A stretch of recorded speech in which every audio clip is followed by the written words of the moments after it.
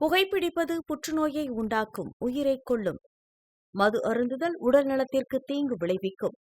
பாதுகாப்பாக இருப்பீர், மது அருந்திவிட்டு வாகனம் ஓட்டாதீர்.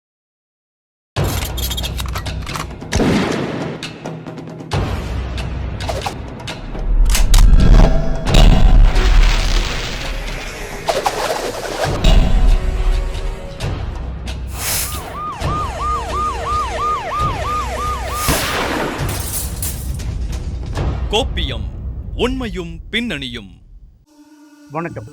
கடந்த சில ஆண்டுகளாகவே வட மாநிலங்களிலிருந்து ஏராளமான இளைஞர்கள் வேலைக்காக தமிழ்நாட்டுக்கு படையெடுத்துக்கிட்டு இருக்கக்கூடிய நிலைமையில திருவள்ளூர்ல வடமாநில தொழிலாளர்கள் போலீஸ் மேல கற்களை வீசி தாக்குதல் நடத்திய சம்பவத்தையும், புகார் கொடுக்க சென்ற பெண்ணை உதவி காவல் ஆய்வாளரை அபகரித்ததுனால வெளிநாட்டில் வேலை பார்த்து வந்த காதலன் அங்கேயே தற்கொலை செய்து கொண்ட சம்பவத்தோட செங்கல்பட்டு பக்கத்துல வீடு புகுந்து 140 சவரன் தங்க நகைகளை கொள்ளையடித்தவர்களை போலீசார் வெறும் 24 மணி நேரத்தில் கைது செய்த பரபரப்பான சம்பவங்களை பத்தி தான் இன்றைய கோப்பியம் நிகழ்ச்சியில பார்க்க போறோம்.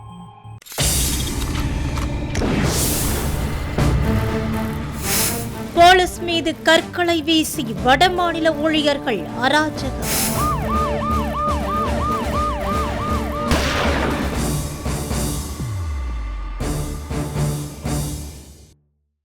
திருவள்ளூர் மாவட்டம் காட்டுப்பள்ளி பகுதியில் வடமாநில குடியிருப்பு பகுதியில் வடமாநில தொழிலாளர் உயிரிழந்த நிலைமையில அவருடைய இறப்புக்கு நீதி கேட்டும் இழப்பீடு கேட்டும் போராட்டத்தில் ஈடுபட்ட 1000க்கும் மேற்பட்ட வடமாநில தொழிலாளர்கள் போலீசார் மேல கற்களை வீசி தாக்குதல் நடத்திய பதற்றமான சம்பவத்தினுடைய உண்மை என்ன, அதனுடைய பின்னணி என்னங்கிறத இப்ப பார்க்கணும்.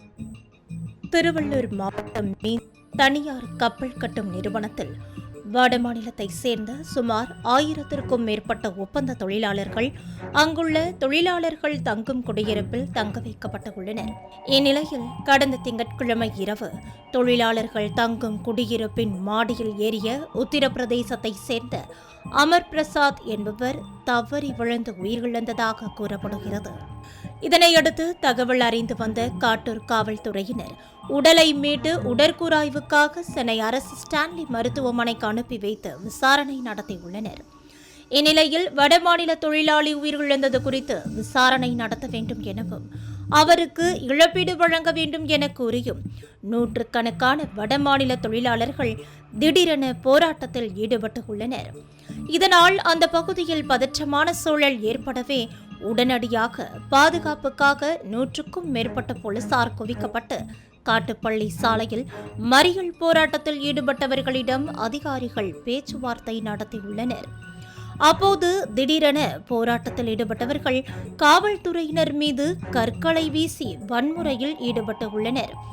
இதனை சற்றும் எதிர்பாராத காவல்துறையினர் செய்வதறியாமல் அவர்களை சமாளிக்க கண்ணீர் புகைகுண்டுகளை வீசியும் தடியடி நடத்தியும் பதில் தாக்குதல் நடத்தி நிலைமையை கட்டுக்குள் கொண்டு வந்தனர்.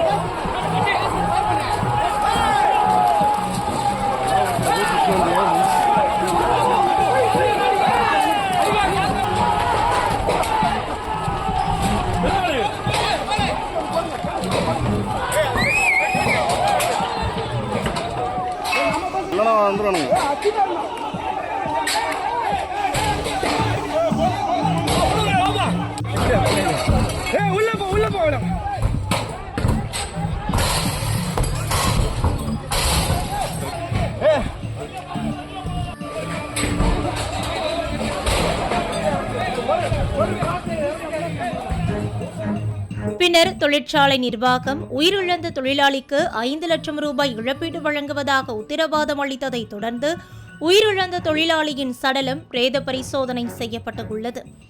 இந்நிலையில் போராட்டக்காரர்கள் கல்வீசி தாக்குதல் நடத்தியதில் செங்குன்றம் துணை ஆணையர் பாலாஜி உட்பட பல காவலர்கள் காயமடைந்ததை தொடர்ந்து வன்முறையில் ஈடுபட்ட 110 வடமாநில தொழிலாளிகளை பிடித்து தனியார் திருமண மண்டபத்தில் அடைத்து விசாரணை நடத்தினர். பின்னர் இந்த சம்பவம் தொடர்பாக 29 வடமாநில தொழிலாளர்கள் மீது கொலை முயற்சி, அரசு ஊழியரை பணி செய்ய விடாமல் தாக்குதல், பொது சொத்திற்கு சேதம் விளைவித்தல் உட்பட 8 பிரிவுகளின் கீழ் வழக்கு பதிவு செய்யப்பட்டு பொன்னேரி நீதிமன்றத்தில் நீதிபதி முன்னிலையில் ஆஜர்படுத்தினர். 15 நாட்கள் நீதிமன்ற காவலில் வைக்க உத்தரவிட்டதை தொடர்ந்து வன்முறையில் ஈடுபட்ட 29 வடமாநில தொழிலாளர்களை வேலூர் மத்திய சிறையில் அடைப்பதற்காக பலத்த பாதுகாப்புடன் காவல்துறையினர் அழைத்துச் சென்றனர். எஞ்சிய தொழிலாளர்கள் மேற்கொண்டு வன்முறையில் ஈடுபட மாட்டோம் என ஒப்புதல் வாக்குமூலம் எழுதி வாங்கி மீண்டும் முகாமிற்கு அனுப்பி வைக்கப்பட்டனர். இந்த சம்பவத்தால் திருவள்ளூர் பகுதியில் பெரும் பரபரப்பு ஏற்பட்டது. வட மாநிலத்தவர்கள் அதிகமாக தமிழ்நாட்டில் இங்கே கொள்ளை சம்பவத்தில் ஈடுபட்டுட்டு கொள்ளை சம்பவம் ஈடுபட்டுட்டு அவங்க ஊருக்கு தப்பிச்சு போயிடறாங்க. அப்படி தப்பிச்சு போகும்போது அவங்களை ட்ரேஸ் பண்ணி பிடிக்கிறன்றது ரொம்ப கஷ்டமாக இருக்குது. அவங்க ஒரு கிராமத்தில் போய் சேர்ந்துடுறாங்க. கிராம மக்கள் அனைவருமே பார்த்தீங்கன்னா அவங்களுக்கு சப்போர்ட் பண்ணுறாங்க. காவல்துறைக்கு யாருமே சப்போர்ட் பண்ணுறது. இந்த மாதிரி பிரச்சனைகள் அதிகமாக இருக்குது. இப்போ ரீசெண்டாக கூட பார்த்தீங்கன்னா இங்கே ஏதோ ஒரு சென்னையில் இந்த மாதிரி கொள்ளை சம்பவம் ஈடுபட்டுட்டு அவங்க ஃப்ளைட் ஏறி போயிடறாங்க. அவங்க பிடிக்கிறதுலாம் ரொம்ப ஒரு கஷ்டமான இருக்குது. இதை தடுக்கணும் அப்படின்னா காவல்துறை அவங்கள வர்றவங்களுக்கு ஏதாவது ஒரு அடையாள அட்டை அந்த மாதிரி அவங்கள உள்ளே வர்றவங்க எவ்வளோ பேர் வராங்க அப்படின்றதுக்கு ஒரு தனியாக ஒரு போர்ட்டலோ அந்த மாதிரி ஏதாவது ஒன்று கிரியேட் பண்ணால் குற்ற சம்பவங்கள் நடைபெற தான் செய்யும்.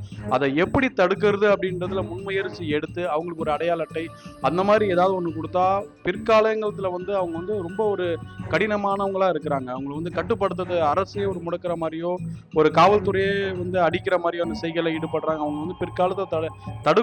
இப்பவே அதை தடுக்கலைன்னா பிற்காலத்துல ரொம்ப ஒரு கஷ்டமா போயிடும் அப்படின்றது என்னோட கருத்து. அவங்களுக்கு ஒரு முக்கியத்துவம் கொடுத்து அவங்க கண்காணிக்கப்பட வேண்டியவங்களா இருக்கிறாங்க. இதுக்கு முன்னாடி நமக்கு நிறைய சம்பவங்களே எடுத்துக்காட்டு, கொள்ளை சம்பவங்களை எடுத்துக்காட்டு. அதிகமாக பெரிய கொள்ளை சம்பவங்கள் ஈடுபடுறது அவங்கள தான் இருக்கிறாங்க.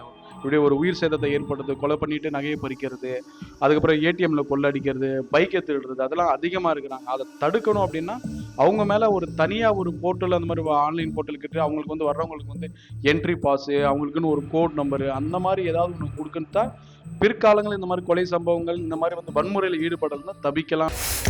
கோப்பியம், உண்மையும் பின்னணியும்.